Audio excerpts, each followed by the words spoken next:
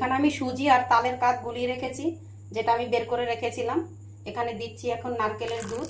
তালটা বের করে রেখেছিলাম বলে এখন অনেক কাজে লেগে যাচ্ছে আমার, এক একটা নতুন করে রেসিপি বানাতে পারছি।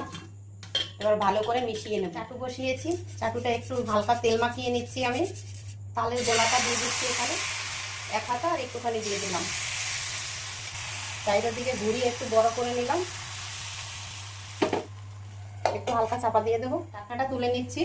আমি পুর দেবো নারকেল দিয়ে, করলে বেশি খেতে ভালো লাগে, নারকেল দিয়েও ভালো লাগে। আজকে আমি নারকেল দিয়ে বানাচ্ছি। এবার মুড়ে নেব।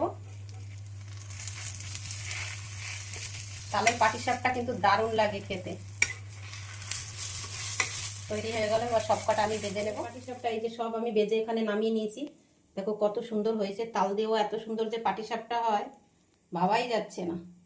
গন্ধটাও এখনো দারুণ বেরিয়েছে কিন্তু। দারুণ হয়েছে খেতে।